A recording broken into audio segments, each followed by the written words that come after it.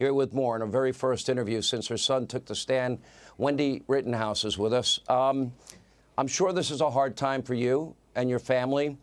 I want to take this audience back to yesterday when your son was testifying and he had a tough time. Let me play this. I was cornered from in front of me with Mr. Zeminski, and there were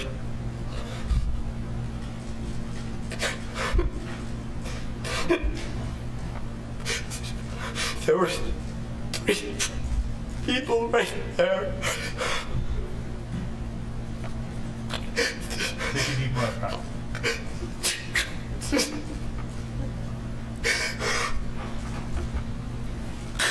That's what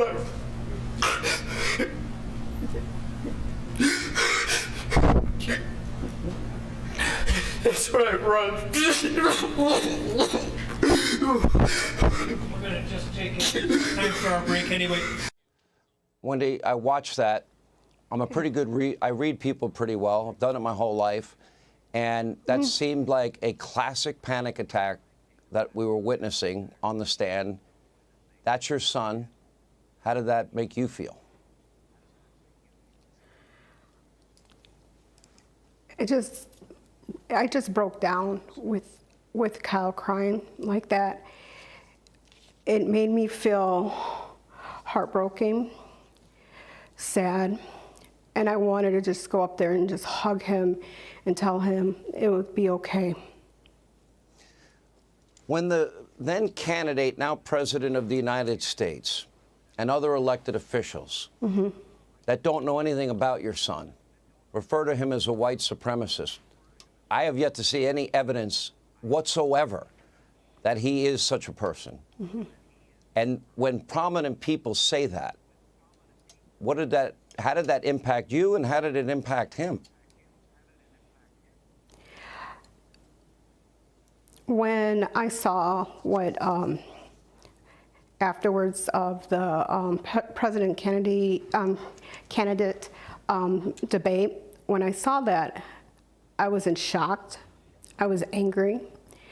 President Biden don't know my son whatsoever, and he's not a white supremacist. He's not a racist, and he did that for the votes.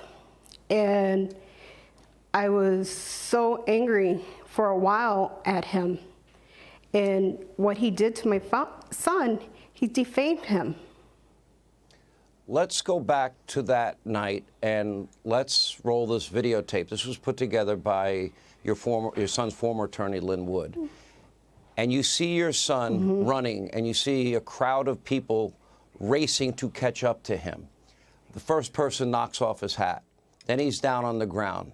Then we've got this picture of an individual with his leg up, about to pound his leg into his face, into the cement.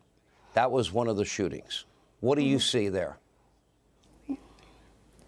I see this man trying to kick my son in the face. I was scared. I was frightened. I thought my son was going to die that night.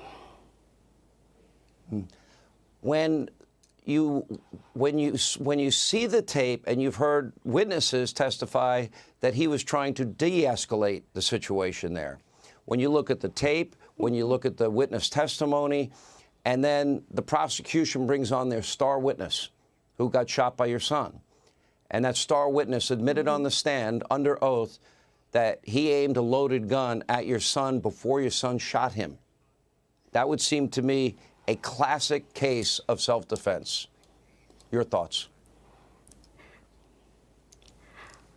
When I look at that video with that guy pointing a gun to my son's head, I thought he was going to die. This guy just pointed his gun at his head. And it took a long time to just to grasp on that he was alive. And knowing that he's with me, I'm grateful, and I'm relieved that he's okay, but he has a lot of healing to do because he does have nightmares from this. Let me ask you about the judge who has been extraordinarily harsh against the prosecution, that they're right on the borderline. They may be over the borderline. It better stop.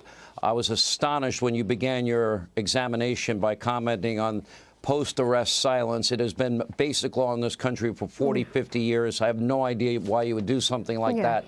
Don't get brazen with me. You knew very well attorneys can't go into these types of areas. Do you think your son has received a fair trial? The judge is very fair.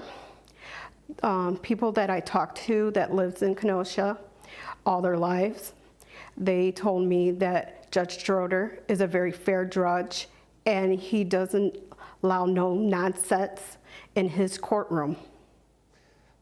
Nobody ever knows what a jury is going to do.